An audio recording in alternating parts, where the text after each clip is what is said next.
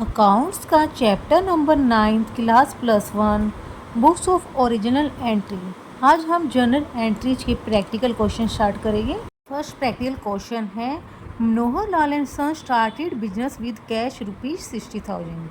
मनोहर लाल और उसके सन्स ने बिजनेस में कितने 60,000 पैसे लगाए। जो भी पैसा हमने पढ़ा था कि इस थ्योरीज में कि बिजनेस में ओनर लगाता है उसको हम क्या बोलते हैं, कैपिटल। तो हमारे पास क्या आया बिजनेस में, पैसा, कैश। तो हम इसमें क्या एंट्रीज होगी हमारी, cash account debit to capital account.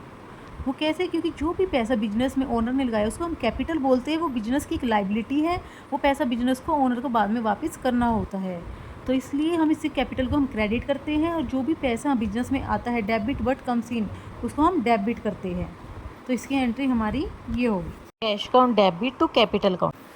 Second है, परचेज फर्नीचर फॉर कैश, कि हमने कैश में फर्नीचर खरीदा। तो हमारे पास सीधा जनरल एंट्री करने में हम ये देखेंगे हमारे पास क्या आया क्या गया। तो बिजनेस में हमारे पास क्या आया, फर्नीचर, और क्या गया, कैश। तो इसकी एंट्री क्या हो जाएगी, furniture account debit to cash. जो भी हमारे पास आया है उसको हम डेबिट कर देंगे, जो गया उसको हम क्रेडिट कर देंगे। नेक्स्ट क्या है, परचेज गुड्स फॉर कैश ₹25,000। हमने गुड्स को ख़रीदा कैश में। हमने पहले ही जो थ्योरी है उसमें ये पढ़ा था, अगर गुड्स को ख़रीदते हैं तो उसके लिए हम परचेज वर्ड्स यूज करते हैं। अगर हम गुड्स को सेल करते हैं तो उसके लिए हम सेल वर्ड यूज करते हैं। गुड्स खरीदा तो हमारे पास क्या है, गुड्स, तो इसके लिए हम क्या यूज करेंगे, परचेज वर्ड, क्योंकि हमने गुड्स को ख़रीदा है। तो purchase account debit to cash, क्योंकि हमारा क्या गया है, कैश। नेक्स्ट क्या है, bought goods from Kamlesh. Kamlesh से माल खरीदा, कितना, 15,000 का। तो हमारे पास क्या है, गुड्स आई है, खरीदा है हमने, तो इसके लिए क्या एंट्री होगी, परचेज अकाउंट डेबिट। अब क्या गया है हमारे पास से, तो कुछ भी नहीं गया है। हमने तो जिससे भी गुड्स खरीदा फिर उसका नाम आ जाएगा। अगर हमने कैश में पेमेंट नहीं की है, इसका मतलब क्या है, हमने क्रेडिट में माल खरीदा है, तो उस पर्सन का हम नाम लिख देंगे क्रेडिट में जिससे हमने उधार में माल खरीदा है। तो purchase account debit to Kamlesh. 10 को क्या है, पेड कैश टू कमलेश ₹50,000।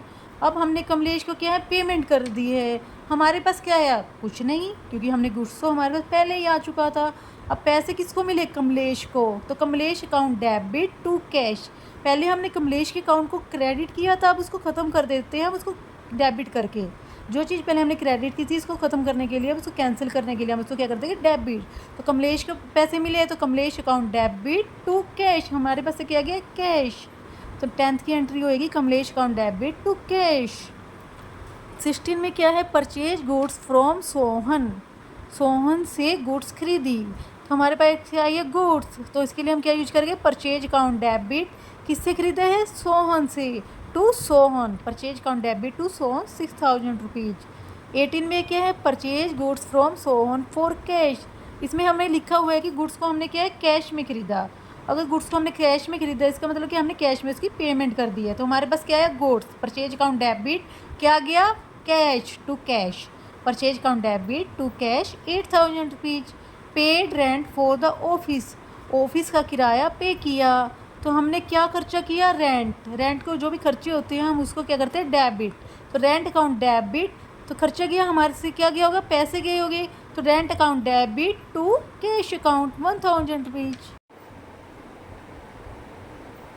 अगर आपको समझ आए तो इस चैनल को लाइक करें, सब्सक्राइब करें।